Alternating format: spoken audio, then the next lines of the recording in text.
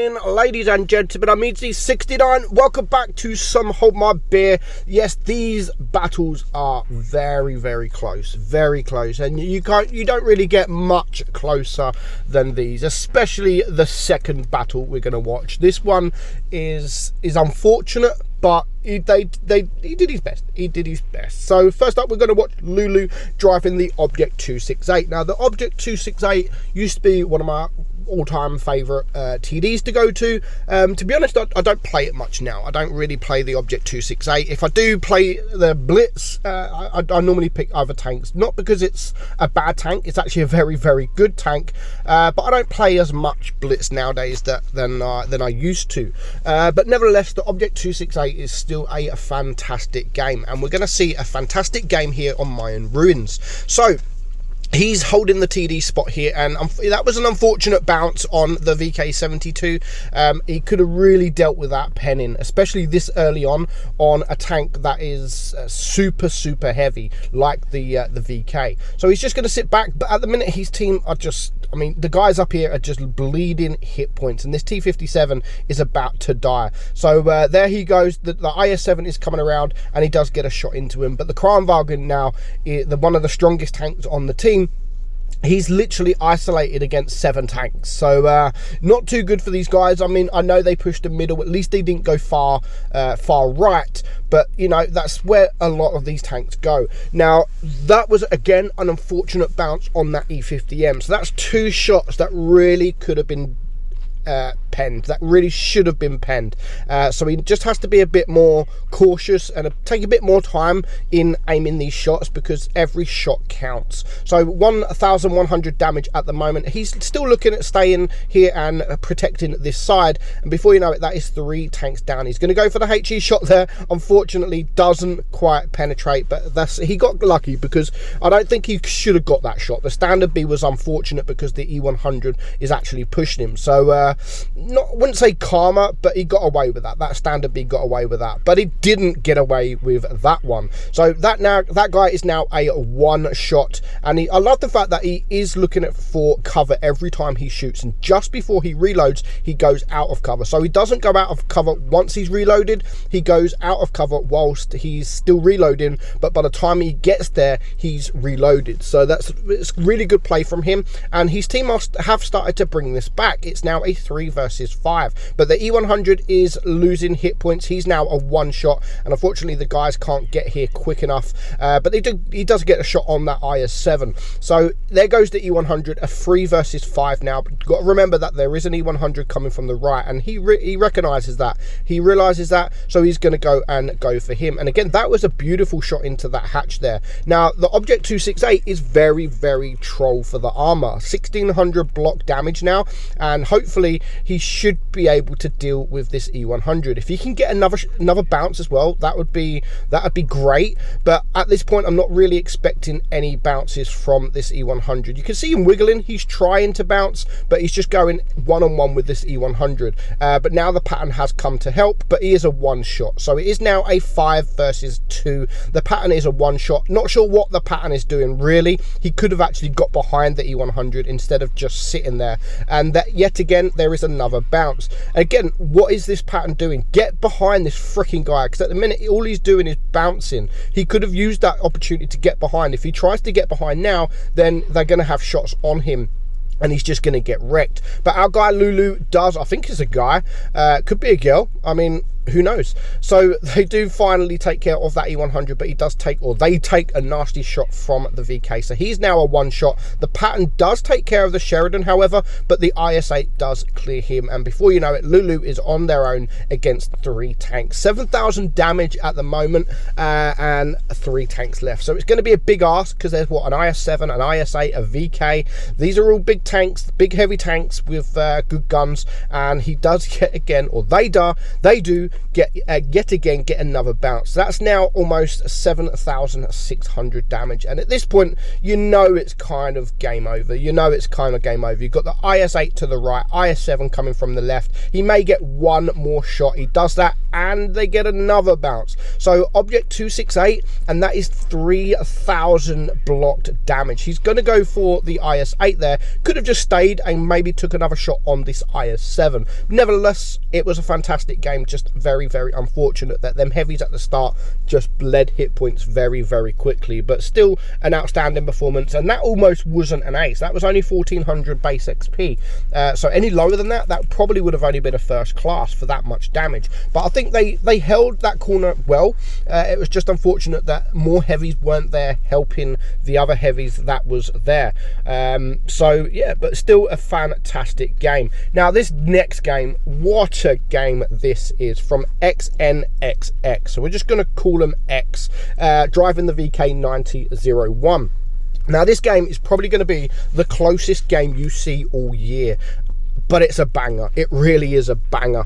So mine's map, of course, do you go up the middle, or do you go to the heavy side with left, or do you even cross the river to the right? Now that's the greatest thing about this map. It's not my favorite map, but everyone says go middle. Everyone says go middle of this map, but it's not always the best of the choices. Sometimes your heavies do have to go left, because you don't want the enemy team. If all your team came to the middle here, all of your team, and even maybe some mediums go to the right side across the river, and the enemies decided to push around, you can get isolated. You can get isolated. It means you have to turn around, otherwise they're going to have shots on your rear, and then it means that the tanks holding this hill here can also push over. So sometimes you have to have tanks go the left side towards the cap and maybe flank around.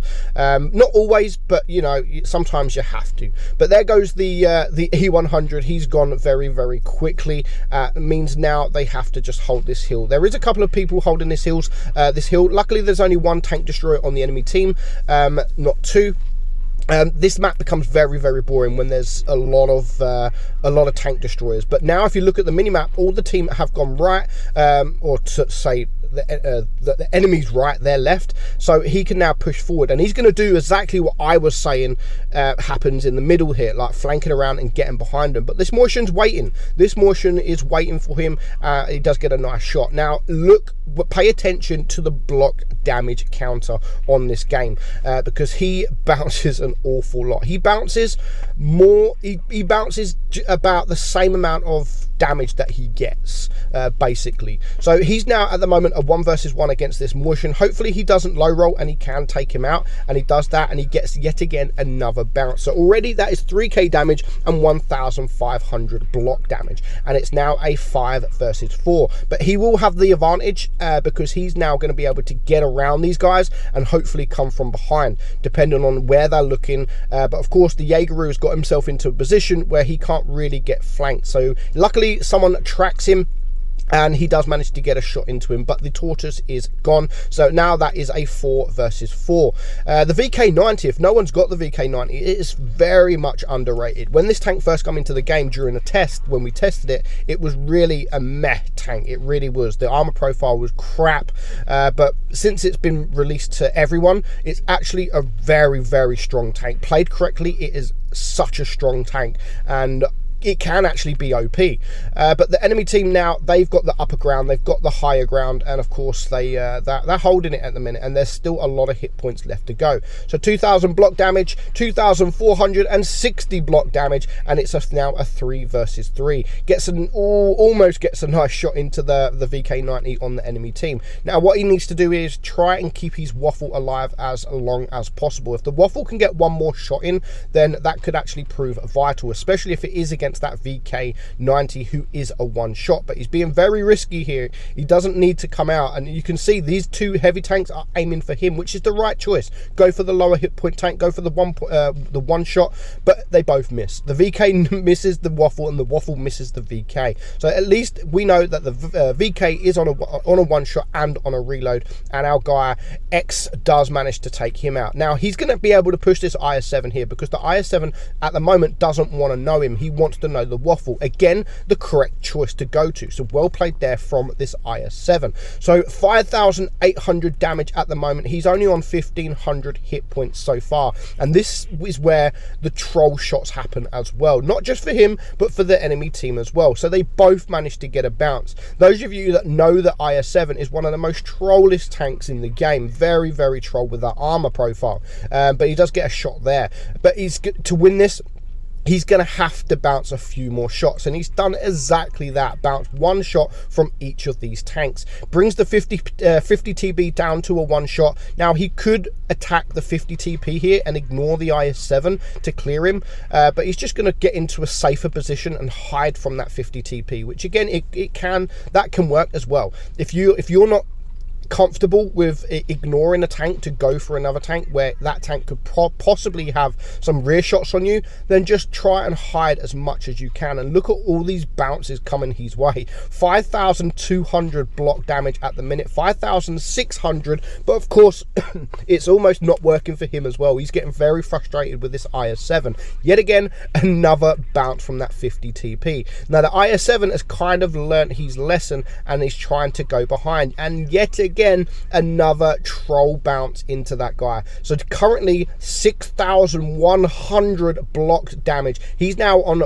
only 100 hit points, so he needs to be careful. And of course this 50 TP is going to reload before him. He needs to get his angles all correct, and he is doing that, and he turns right at the last second. That turn there was very, very important, and he gets another bounce. But again, his gun is not working for him, and he gets a bounce on the 50 TP. Now he needs this shot to pen. He has to have this shot pen, and yet again he gets another bounce. 7,000 blocked damage there, 7,000, and also he ends on 8,000 damage, 7,941 damage to be exact.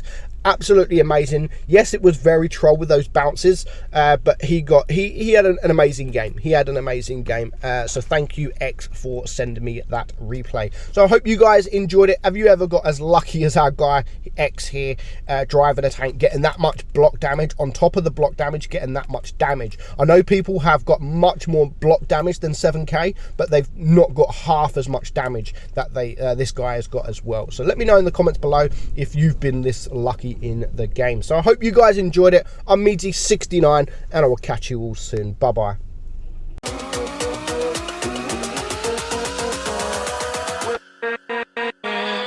With